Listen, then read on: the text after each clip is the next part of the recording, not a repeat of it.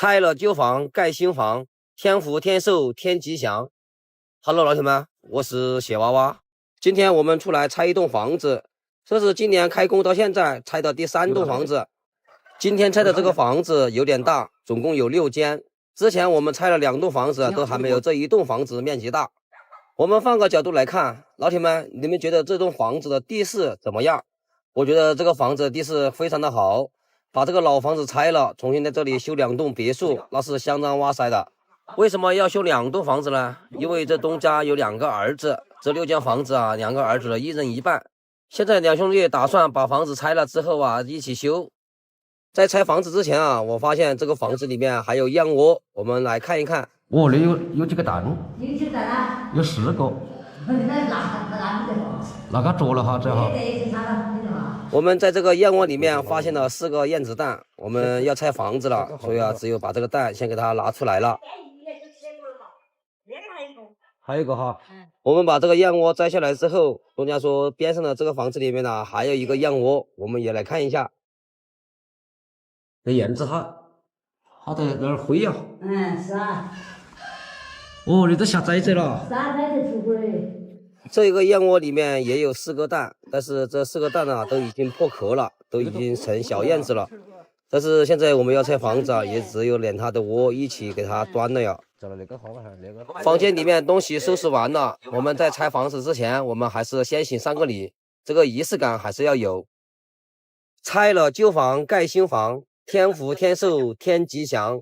黄金万两堆满堂，家中存有万金粮。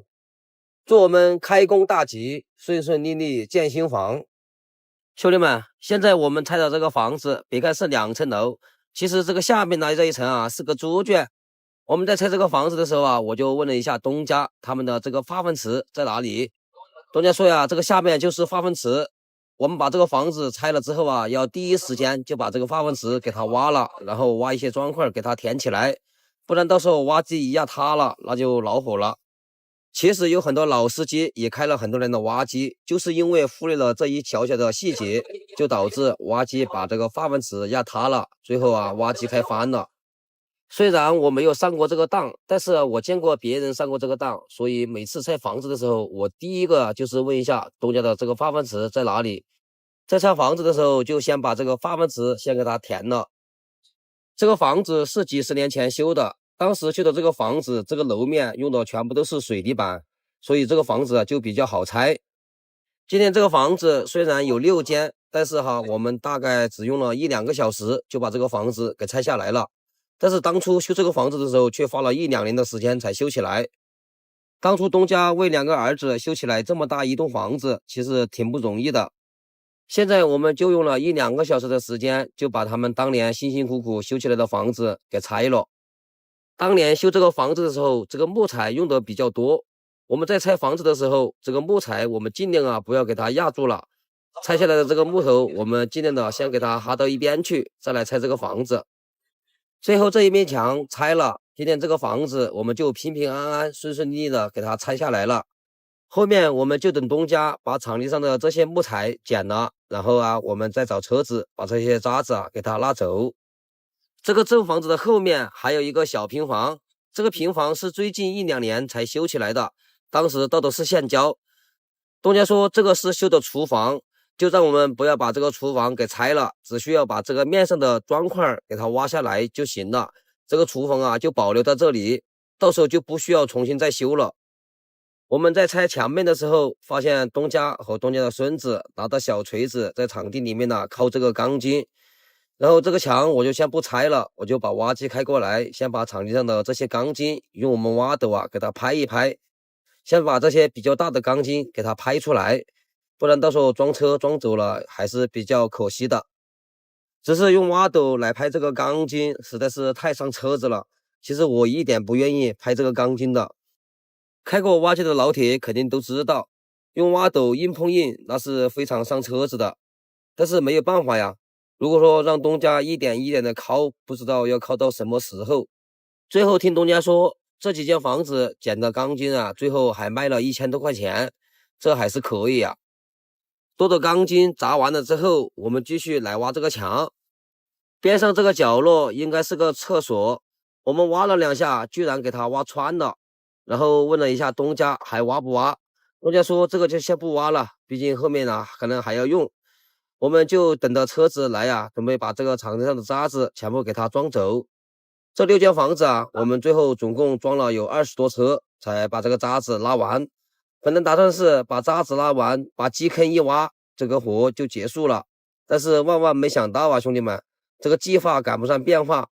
就因为一个决定，就导致我们挖机最后在这里又多干了30天的活，挖机又多耽搁了10几天。具体什么情况呢？我们下期再给大家揭晓。上面一句话必须拆，让我们瞬间多了几天的活。Hello， 老铁们，我是血娃娃。今天我们接着上个视频继续来干这个活。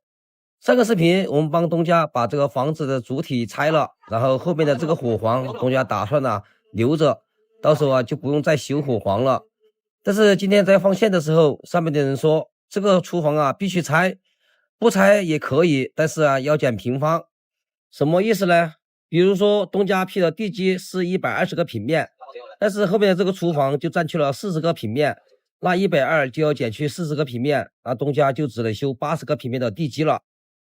这样的话，之前房子的设计图纸要全部更变，而且这样修起来的房子很难和后面的厨房结合起来。最后东家一咬牙，就干脆让我们把这个厨房全部给它拆了。这个厨房是最近几年才修的，当时到的是橡胶，也花了好几万。其实拆了还真的有点可惜。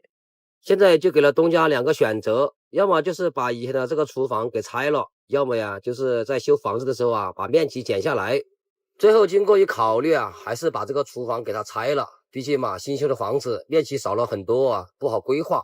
而且也很难和这个厨房结合起来。这个厨房总共有6间，东家2个儿子一人3间，每一间大概有10几个平方，然后6间的话就砌了70几个平方了。按照2兄弟每人120个平面来计算，总共就是240个平面，再减去厨房的面积70几个平方，总共2兄弟剩下的修房面积只有170几个平面，然后再除以2，就相当于2兄弟一人只能修80几个平面的地基，这样就显得房子就小了很多了。这也是逼着东家硬拆这个厨房了。前面我们给东家拆这个2层楼的房子，总共用了不到2个小时的时间就给它拆下来了。但是后面的这个小平房虽然说只有1层，但是真的是不好拆主体房子的楼面以前用的是水泥板，我们一拆就给它拆下来了。但是后面的这个小平房用的全部是钢筋混凝土现浇的，这个就不好拆了。我们挖机基本上是挖不动的，全程都是用破碎锤来打。前面这一排的柱子我们基本上全部给它打掉了，但是这个楼面就是不下来，看着都着急。这样的话也没有什么更好的办法了，我们只有一点一点的给它拆下来。反正最后东家还要这个钢筋，就相当于我们边拆这个楼房就顺便把这个钢筋给它打出来。最让人头疼的就是打这个钢筋了，老铁们，你说这个钢筋要怎么打呢？而且打出来尽量不要有水泥块，这样才好卖。我们把大的水泥块打了之后，钢筋上面还有很多小的水泥块，这个水泥块用枪杆就不好打了。然后我就尝试用斗气拍，但是这样效果也不是很好。这个楼面上的钢筋我们基本上收集到了一堆，老铁们你们看，这个钢筋里面全都是这种小的水泥块，你说这个拿去卖谁会收呢？这个钢筋我们就先放到这里，后面我们再想办法。然后我们把挖机开到这个边上来，把边上的这个水泥块给它打掉。为什么要打掉呢？因为东家这里又临时加了一点活，说这个边上要打个3米多高的宝坎起来，我们要把挖机开下去，然后挖宝坎基础。但是这个地方是水泥块，到时候我们把锤放过来可能就挖不动，我们就提前把这个水泥块给它打掉。这个水泥块打了之后，东家说这个房子的后面还让我们用挖机给它打个1米多宽进去。以前没拆这个厨房的时候，东家根本都没有打算这个房子后面还要加宽，但是现在这个厨房已经拆了，就让我们把后面的这个坡再往后面扬个1米多宽，把后面的这个阳沟搞大一点。以前因为地势受限，这个房子后面都没有阳沟，现在整个房子都拆了，就顺便把后面的这个阳沟再加宽一点。我们把上面的这一层石头打了之后，我们今天就提前下了一个班，这么早下班干嘛呢？老铁们，你们看，我是回家来焊这个东西的。这个夯锤是我们以前自己改装的，放到那里很久没有用了，我就拿过来把它加固一下，打算拿这个去打那个钢筋。老铁们，你们说这个打钢筋怎么样？时间又来到了第二天，我们来了之后，就第一时间把这个夯锤给它安上，我们来试一试这个打钢筋怎么样。你还别说，用这个夯锤来打这个水泥块真的是好打。然后啊，没打2下，这个水泥块就打掉了，钢筋就打出来了。用这个神器来打这个水泥块，给我们节省了很多时间。之前看到这么多水泥块，看得都头痛。这一堆我们没有打好一会儿，就把这个钢筋全部打出来了。虽然用这个打水泥块很好用，但是我们焊的这个呀不是很牢固，没打好一会儿就把这个板子打掉了，这就恼火了。这个我们也只有慢慢的来打了。好在这个枪杆底部是平的，要比之前那个带尖的呀要好打一点。前面还有2小堆，这个呀我们只有慢慢的来打了。我在想，这个打出来卖的钱够不够挖机会用呢？我们费了9牛2虎之力，总算把钢筋里面的水泥块全部打掉了。然后啊，我们就把这个钢筋给它打成堆，到时候啊好拉走。拉钢筋的车子还没有来，我们把挖机开到这个边上来，想把边上的这几个核桃树啊给它挖掉，到时候我们挖机好下去挖基槽。树还没挖完，然后拉钢筋车来了。当时这个收钢筋的是骑摩托车来的，我说这么多钢筋你怎么拿走？他说他去开个大车。他所谓的大车就是这个长安车，我还以为是那种小型的农用车呢。这2坨钢筋他这个车也拉不走啊。这收钢筋的老板也不想跑第2趟，就让我们把这个钢筋往前面给他挤一挤，说呀把2坨钢筋啊全部给他装上去。我就跟他说了，你这个车子小了，这2坨钢筋呢拉不走，如果说拉到路上掉了那就麻烦了。他非得让我试一下。老板的意思让我们把这坨钢筋给它吊到上面，使劲给它往下面压，或者是他找个绳子拉一下。但是啊，我们这个挖起来呀，它老是掉啊，装不上去。最后啊，我们就放弃了，让他先拉走，拉走了之后啊，后面再来一趟。这个边上支出来了很多钢筋，让我们给它拍一下，不然路上很危险。我们在拍的时候啊，它这个车门太脆弱了，一拍它的车门就变形了。拉钢筋的车走了之后，我们也不要闲着，那个前面呢还有2棵大树，为了防止这个树啊倒下去砸到人家的房子，我们就绑了一个绳子，那边边砍呢我们边带点力。我们刚把这个树砍下来，把它盘走了，然后这个拉钢筋的车子又来了，我们就把最后这1坨钢筋再给它上到车上去。紧接着我们把前面的这棵大树跟之前一样绑了一个绳子，然后挖机用点力把这个树先给它砍掉。所有的树砍完了之后，我们就可以从这里修一条路下去挖基础槽。之前我为什么要用破碎锤把这个水泥块打掉，就是因为啊我们挖机要从这里修条路下去，所以就提前把这个水泥块打掉了。这个地方还是比较窄的，基本上挖机啊刚好能开下去。虽然挖机开下来了，但是这个地方实在是太窄了，挖机开下来了之后啊也不好干活。我们就把边上的这个水泥块多多还是给它挖掉，尽量把这个路给它修宽一点。虽然我们这个路修过来了，但是还是有点窄。在挖这个基础槽的时候啊，不知道这个屁股被撞了多少次。哎，这个条件没办法呀，老铁们。这个宝坎的深度大概有4米多高，我们挖机修路下来，勉强能挖到这个底部。好在这个土层不是很厚，如果说稍微厚一点的话，我们挖不到老底子了。挖起来的泥巴防止往下面滑，我们边挖的时候边把这个泥巴给它拍一拍，拍紧一点。挖到后面这一段接近有1米多，我们挖不到了，然后就下去跟包工头说一下，看看怎么办。我们修路的这个位置是斜着下去的，这个位置就越来越高了，就导致这个底部我们就挖不到了，差不多只有1米多长。然后就跟包工头商量一下，这个就让他们人工自己来清理了。这个宝坎有4米多高，长度有20多米，他们人工把这个混凝土倒起来的话，差不多要10几天。然后场地里面的这个渣子我们就先不挖了，因为这个宝坎打起来之后，我们就将就这个渣子挖过去回填，因为那个地方倒起来之后需要很多东西回填的。2兄弟一起修房子，房子的外观居然没统一。兄弟们，今天我们接着上个视频继续来干这个活。上个视频我们把这个场地平整出来了，从最开始我们拆房子到现在，总共花去了1个月多的时间，总算是把这个场地给平整出来了。场地平整好了之后，包工头花了1天多的时间，总算把这个线也放好了。今天我们主要的任务就是来挖这个基坑。这个地基眼看我们只挖了1个出来，其实相当于挖了2个地基。因为东家有2个儿子，他们修的这个房子要分开修，不像以前的老房子一样连接到一起的。以前的老房子不光外面的造型一样，里面的布局基本上也是一模一样的。但是这次让我有点意外，既然2兄弟修的这个房子外观上面没有统一，哥哥觉得弟弟的不好看，弟弟的觉得哥哥的不好看，反正就是萝卜白菜各有所爱。左边这个图是哥哥选的，右边这个是弟弟选的。老铁们，你们说这2个图到底谁的房子修出来更好看一点？在没挖基坑之前，我以为前面的这一排基坑起码要挖个3米左右，没想到就挖了1米多深，就挖到老底子了。这个基坑刚挖好，包工头就让我们甩一些石头下去，把这个底子垫平。挖了这么多地基，还是第一次见底子都没有清就直接甩石头的。最起码把底子清了，底子铺一点混凝土，再甩石头，这样也好很多呀。然后我就给包工头说，这样搞出来怕不得行了，最起码要把底子清一清，清了再放点混凝土，混凝土放好了之后，上面再放石头，这样才行。然后工头说没事的，这个底子是硬的，把石头放了之后上面再放混凝土也是一样的。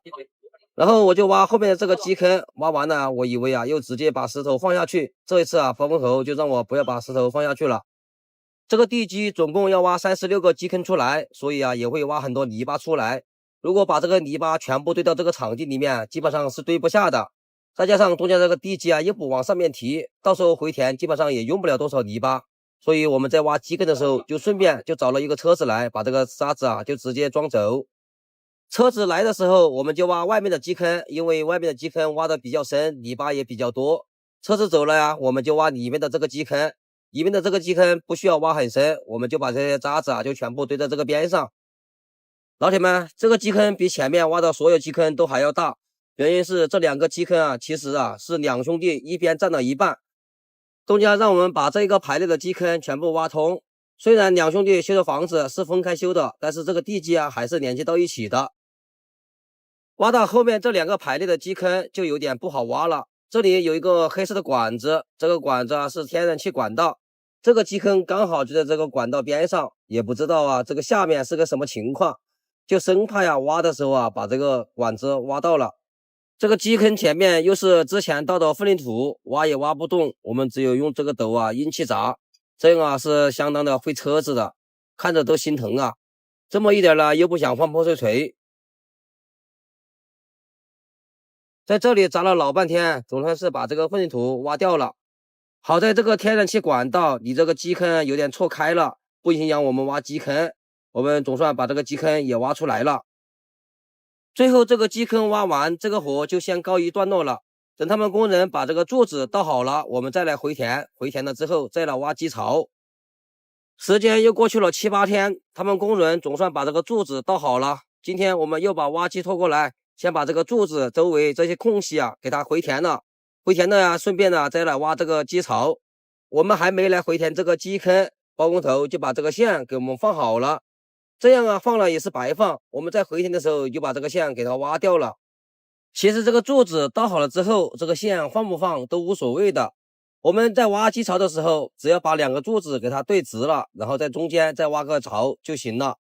在挖这个基础槽之前，我们先把前面的这个搅拌机给它攒到一边去，先把这条路给它腾出来。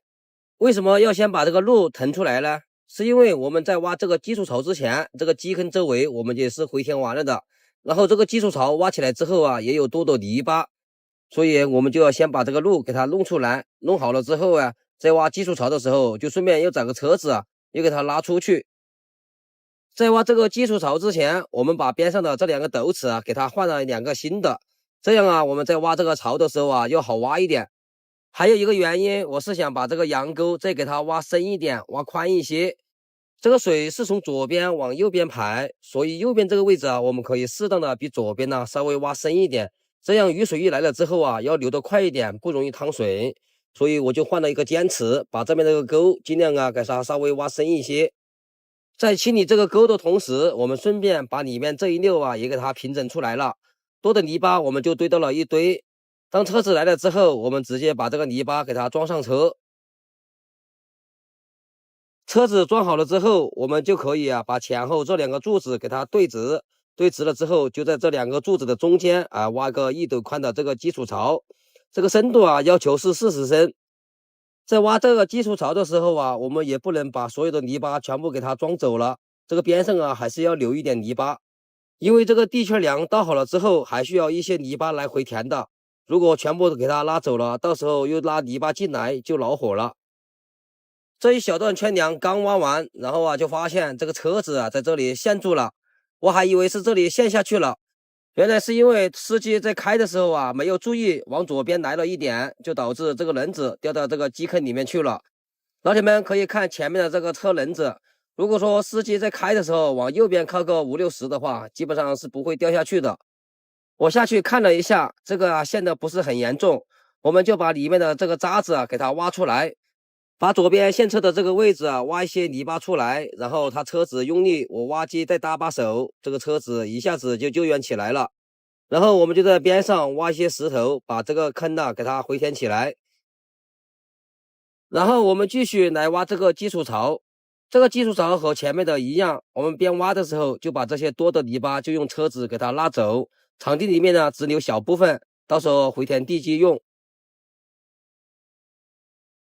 最后这一段基础槽我们就稍微挖慢一点了，因为这个下面有天然气管道，前面我们干了这么多活，一直在留意不要把这个管道挖坏了，不然最后这一点活把它挖断了，那就前功尽弃了。我们先把表面上的这个水泥块挖了之后，后面这个基础槽我们尽量这个斗齿不要斜着往下挖，我们就平着挖，然后用斗背去赶去扫，尽量把多的土挖出去，剩下的一点点土就让他们人工清一下，不然到时候真的把管子挖坏了，那就麻烦了。所有的基础槽挖完了，然后我问了一下包工头，下次来回填要什么时候？工头说大概要10几天，因为他们工人到地圈梁差不多要5-6天，然后再保养个4-5天，差不多也就是10天左右了。挖一个地基用时1个月是个什么样的体验？兄弟们，今天我们接着上个视频继续来挖这个地基。上个视频我们帮东家把这个宝坎基础挖好，这已经过去了7-8天的时间。这个宝坎昨天才刚刚倒好，东家就给我们打电话，让我们今天过来把这个宝坎先给他回填了，顺便把场地里面之前没有干完的活给他干完，把这个场地平整出来，东家好修房子。路上的这一堆沙是之前打宝坎的时候剩下的，我们先把它挖到这个边上去，先把这个路给它腾出来，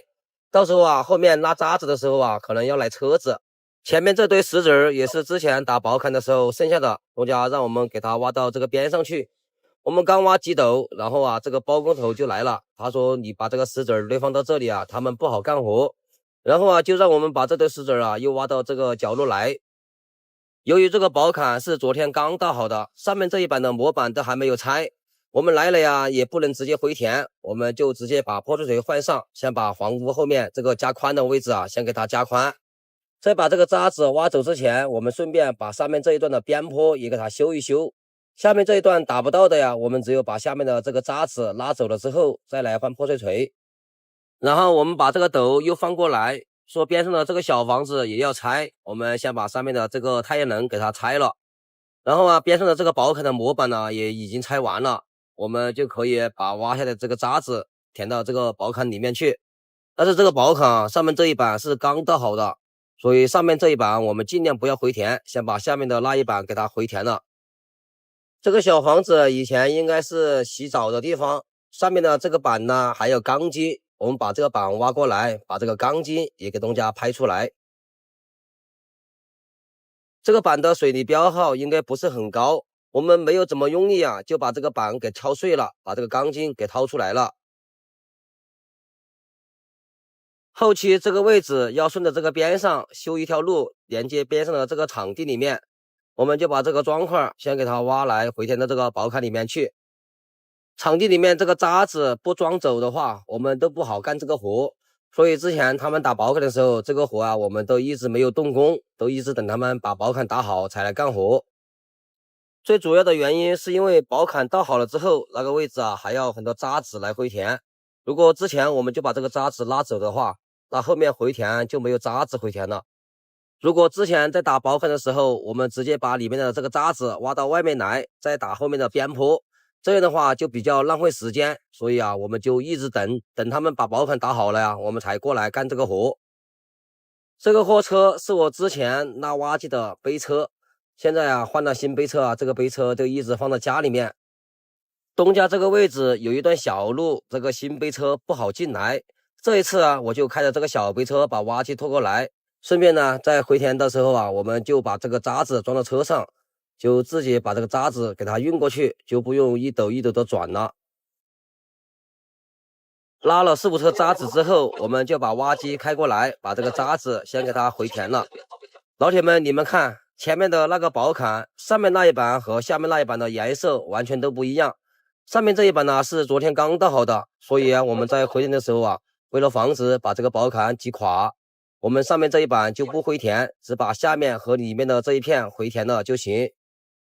里面这一段我们回填好了之后，再用履带来回的给它压一压，因为场地里面还有一些渣子，后面呢还要来车子把这个渣子拉出去，我们只把里面这一块压了就行。剩下的这些渣子，东家就找了2个背车过来把它拉出去。我的背车呀就放到那里了，因为我又要开挖机又开背车，没法干，所以啊就直接喊他们车子来拉了。场地里面的渣子我们挖完了之后，我们又把破碎锤放过来，因为这个场地里面呢还有之前拆房子剩下的这个柱子，还有这个圈梁，我们只有把破碎锤放过来，把这个圈梁这些啊给它掏出来，顺便呢把剩下的这些钢筋也给它打出来。场地里面的钢筋打完了之后，我们就可以打后面的这个边坡了。这个边坡上面这一层，之前我们渣子没拉的时候啊，上面已经打了。下面这一段呢，我们就接着上面那个边坡给它切下来就行了。这个边坡以前不是直的，我们拉直了之后，右边只打了几10公分，左边这个位置啊就打了1米多宽。这样拉直了之后，两兄弟修的这个房子后面啊，基本上都差不多宽了。场地里面有一些条石，我们在换破碎锤之前，先把这些条石给它挖起来，先给它打成一小段，因为后期我们在挖基坑的时候有这个条石不好挖，然后基坑挖好了呀，我们又可以把这个石头啊给它放到基坑里面去，这样啊是一举两得。最让人难办的呀还是这个位置，老铁们你们看，这里有一根管子，这个呀并不是什么水管，水管嘛挖坏了重新接上就行。但是呢，这个是一个天然气管道，这就恼火了。刚好啊，这个位置啊又在地基里面，我就想到时候这个基坑还有这个基槽要怎么挖呢？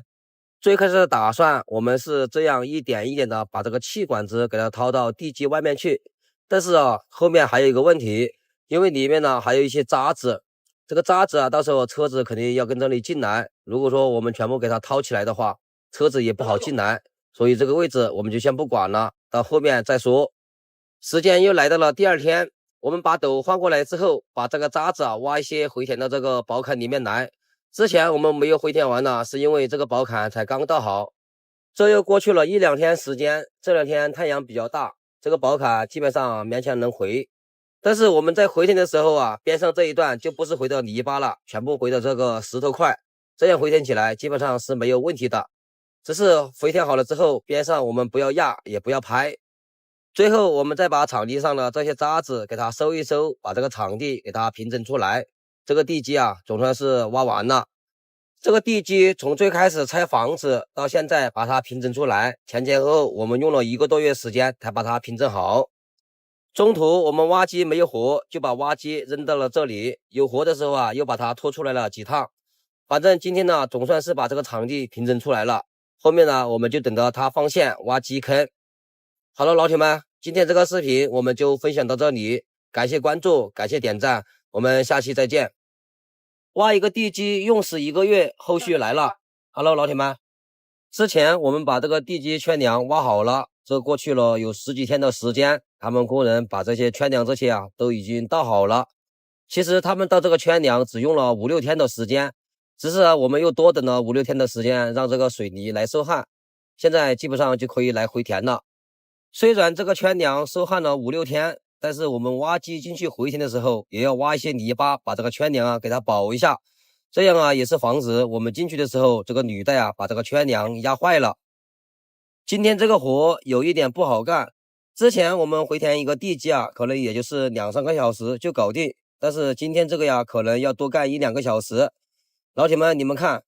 边上的这个钢筋留的比我们挖机的还要高，我们在里面回填地基转土的时候，可能就会放慢速度，因为在旋转的时候啊，就很容易碰到这个钢筋。多花一点时间无所谓，主要是要把这个活给东家干好。我们把挖机先开到屋基后面来，先把屋基后面这一块先给它平整出来。东家的要求，这个平台要比边上这个圈梁矮个10几公分，我们就把这些多的渣子挖到屋基里面去，然后按照东家的要求把它平整出来。同时我们把里面的这个羊沟也给它清理出来。前面我说这个活干起来有点慢，这里就体现出来了。边上的钢筋实在是太高了，我们往里面转土的时候啊，就需要挖机啊往后面退一下，或者是搓一下位，才能把这个泥巴甩进去。后面这个平台平整好了之后，我们就可以回填这个地基了。回填地基的时候啊，我们就是从最里面的这一间往后面开始回填。回填地基之前，我就问了一下边上的这个包工头，问他这个地基回填多高。包工头说回填的和这个圈梁一样平。当我把这个角落平整好了之后，打算用斗背给它拍紧。这个时候包工头发现我们用挖斗拍紧了之后，这个泥巴基本上不会怎么下沉了，然后又跟我说把这个泥巴呀再挖一点出去，意思就是比这个圈梁要矮一点，因为后面平整好了之后啊，上面还要倒一层混凝土，和这个圈梁一样平。也是怕我们拍得太紧了，然后后期灌水的时候啊不会往下沉，到时候啊就不好铺混凝土了。平整出来多的泥巴，我们就一斗一斗的给它转出去，反正看哪个房间里面的土比较少，我们就尽量甩到哪个房间里面去。边上这个钢筋实在是太高了，我们转土的时候啊一点不好操作，稍微不注意就碰到这个钢筋了。后边这些地基和前面平的那一间一样，都是比这个圈梁矮个几公分，我们就按照这个一点一点的给它平整出来。我们开进地基回填的时候，有没有老铁觉得这个泥巴不够回填用？之前我们把场地里面多的渣子拉出去的时候啊，都考虑到这个问题，到时候回填的时候啊，还需要一部分的渣子来回填。之前我们说过，这个房子是2兄弟一起修，虽然是一起修，但是也是分开了的，所以2家人呢就会各挖一个化粪池，挖化粪池就会挖出一部分泥巴出来，这个泥巴呀就可以用来回填屋基。一个化粪池差不多可以回4-5个房间，那2个化粪池基本上就可以回10几个房间了，基本上泥巴也就够用了。目前我们只挖了一个化粪池，就把整个屋基回填好了。后面一个化粪池啊，我们等一会儿再挖，这个泥巴还有用。我们把挖机开到屋基前面来，把前面的这个场地啊平整一下。东家的要求，这个场地要比之前这个场地提高几十公分。我们先把这个角落给它平整出来。这个角落边上是东家临时搭的一个棚子，这个棚子啊就没法回填了，我们就不管了。我们先把前面这个角落平出来的目的是因为这个外边堆放了一些材料，我们把角落平整好了之后，他们就把这些材料钢筋就全部移过去，这样啊我们就可以把边上也回填了。他们在转材料的同时，我们也不要闲着，把挖机开过来，把后面这个多的渣子啊往里面转。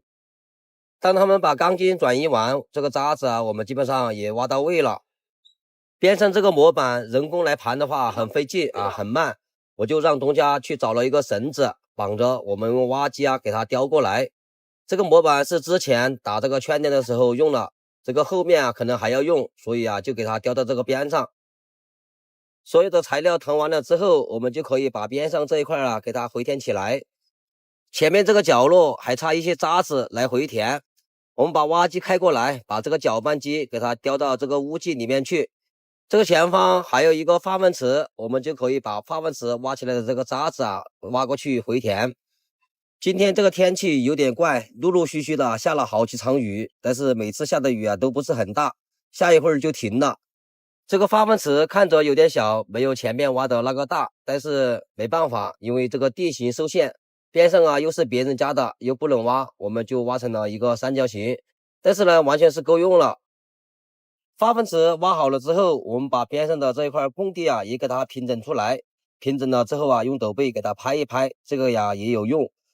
边上这个沙石是之前没用完的，现在把这个路也堵住了。我们挖机在走之前啊，也要把这个路给它腾出来，所以啊，我们就把这个沙和石子全部给它挖到这个边上，给它堆放到这里。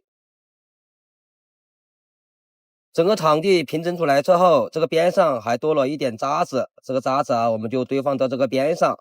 后期东家把这个帐篷拆了之后啊，我们就可以把这个渣子挖过去回填，然后我们再把整个场地用履带来回的给它碾压一遍。因为后期拉的材料就全部堆放到这个位置，所以啊，我们多压几次，给它压实一点。前方棚子这个位置，只有等东家把房子修好了，把这个棚子拆了，开始硬化这个场地的时候，我们再来。入口这个位置，我们也用履带来回的给它碾压一遍，压完了之后，整个活就结束了。好了，老铁们，今天这个视频我们就分享到这里，感谢关注，感谢点赞，我们下期再见。